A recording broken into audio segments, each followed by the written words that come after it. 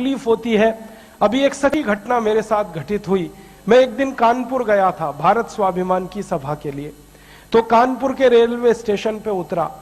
उतरने के बाद शहर में बाहर आने के लिए नीचे पुल पर से उतर के आया तो एक छोटी सी चाय की दुकान थी।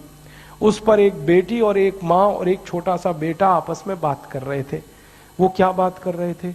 वो कह रहे थे, माँ हम गरीब क्यों हैं? तो कान में मेरे शब्द पड़ गए।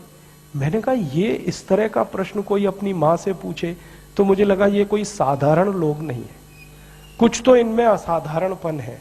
चल के पूछा जाए कौन लोग हैं, परिचय लिया जाए। तो मैं गया उस दुकान पे, मैंने पूछा आप लोग कौन हैं? तो उन्होंने कहा कि हम तात्या टोपे के परिवार के लोग।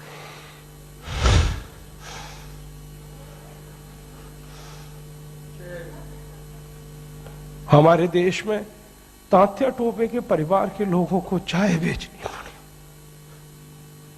और गद्दारों को सिंहासन मिले,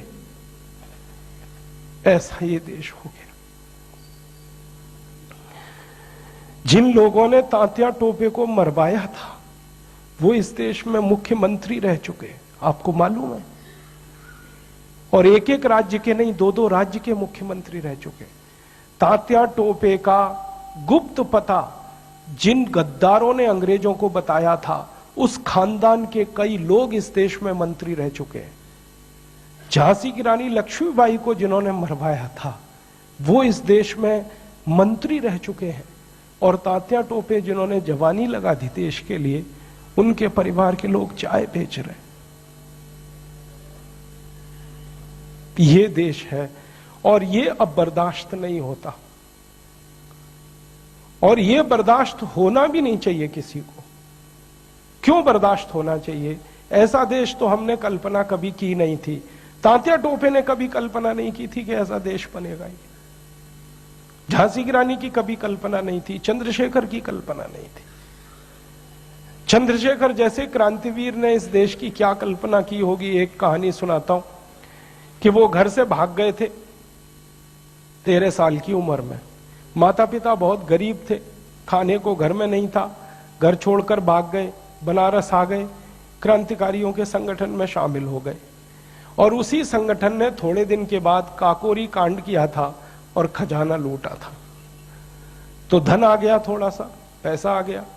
तो चंद्रशेखर को उनकी मां और पिता का संदेश आया कि जो पैसा तुम्हारे पास आया है इसमें से कुछ हमें भी दे दो, हमारी गरीबी में काम आएगा।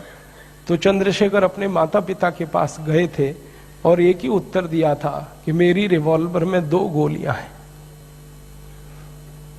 पैसे तो दे नहीं सकता, ये दोनों गोलियां दे सकता हूं। ऐसा देश चंद्रशेखर का, ऐसा देश तात्या टोपे का अब लुट रहा है। तो फिर क्या करना चाहिए? तो मुझे लगता है कि अब फिर कोई दूसरी बड़ी लड़ाई की तैयारी करनी चाहिए। एक लड़ाई उन्होंने लड़ी, तात्या टोपे ने, झांसी की रानी ने, चंद्रशेखर ने, अब दूसरी लड़ाई हमें लड़नी पड़ेगी। इसके बिना कोई रास्ता नहीं। और ये दूसरी लड़ाई का ही अभियान है जिसको हम भारत स्वाभिमान कहते हैं।